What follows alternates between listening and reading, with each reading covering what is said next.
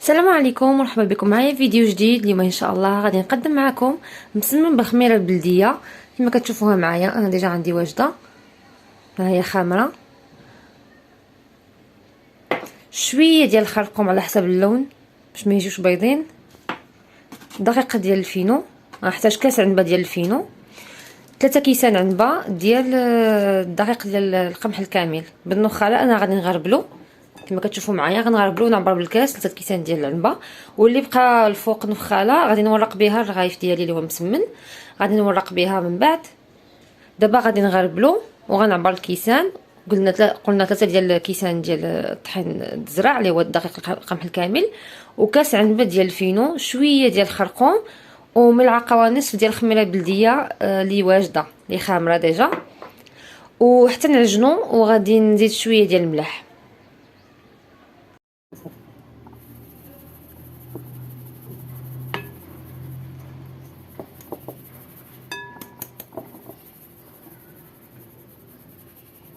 من الاحسن نغربلوه لانه اذا ما غربلناهش غادي يتقب معنا المسمن ديالنا، غادي تتقب في الطليق ديالو، وكيجي شويه صعيب باش تورق لانه الطحين شويه حرش، ماشي بحال الطحين ابيض. ومن الاحسن نستعمل طبعا الطحين ديال الزرع باش كيجيو مسمن صحيا، وصفه صحيه 100%.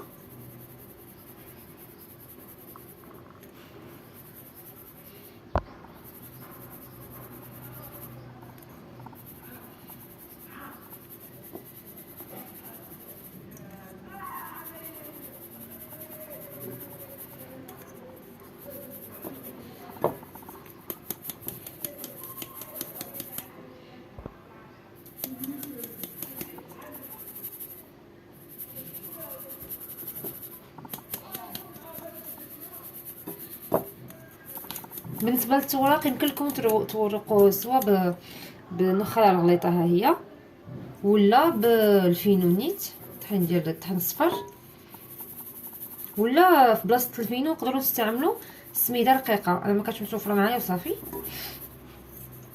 ولا كاع نقدروا نعدلوه حتى بطحين الزرع، طحين الدقيق الكامل بوحدو، غا هو مغربل كيجيش غليظ بحال النخاله. كنكمل بهذه الطريقه هذه حتى كنكمل التغربل ديالو كامل. من بعد ما غربلت انا غنوضعها هنا. وهاد النخالات تقدروا تستعملوها سواء في التوراق ديال المسمن، سواء في التوراق ديال سواء في التقراص ديال الخبز، يعني ما غتضيعش، ماشي مشكل. بالنسبه للخميره البلديه ديجا وجدتها معكم في واحد الفيديو، اللي بغى يرجع يشوف انا نخليها من تحت. ها هو دابا غادي نعبر هنا شحال عندي من كاس، كبه هنا باش تجيني سهله او في العبار.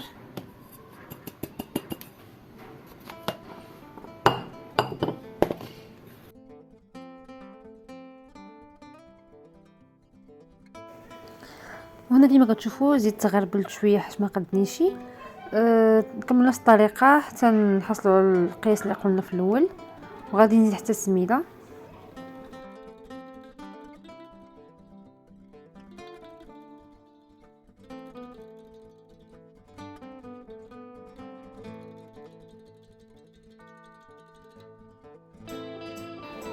شويه الخرقوم غير على حسب اللون.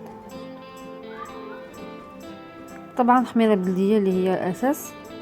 كما كتشوفوا الطريقه سهله جدا، خاص غير تجربوها اللي بغى طبعا حاجه صحيه.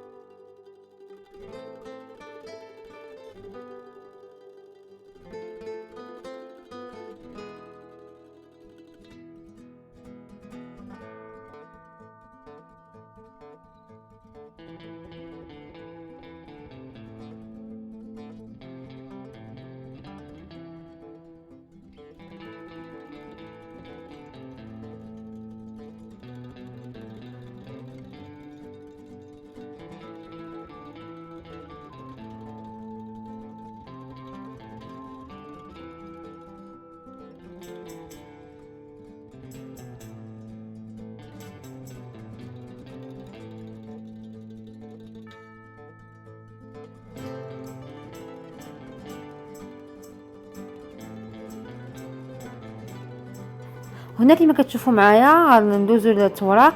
ها هي النخاله اللي قبيله غربلتها، زبده مذوبه نوعيه جيده، والعجينه ديالنا من بعد ما خمرات، وزيت العود.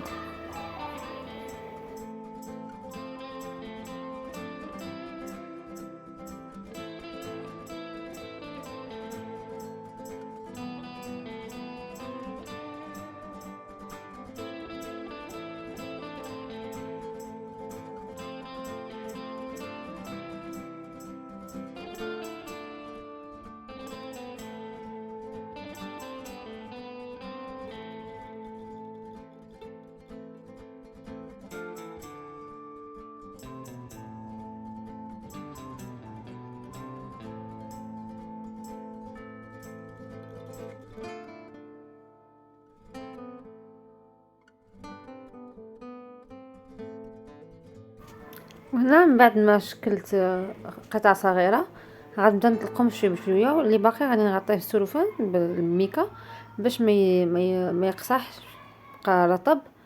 غنبدا بهذه الطريقه هذه وغنطلقوها. طبعا ما غيطلقوش بحال الرغايف العاديين، انه مسمن عادي كنطلقوه اكثر من المقياس بزاف باش كيتورق معنا مزيان. هذا بانه فيها طحين الزرع ما كنطلقوهش اكثر من المقياس، غير شويه كما كتشوفوا معايا، والا غادي يتقطع لكم.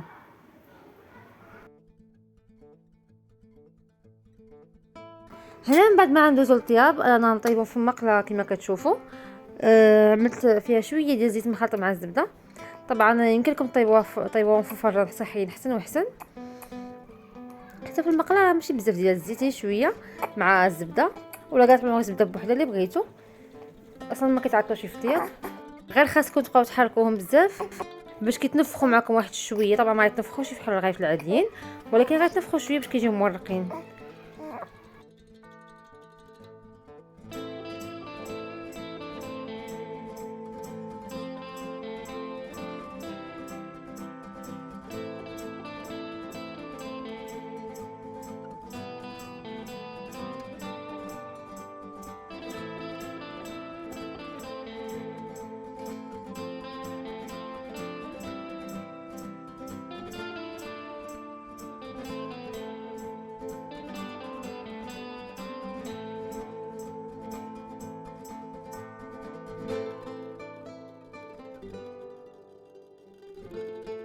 هذه هي النتيجه النهائيه ديال المسمن ديالي.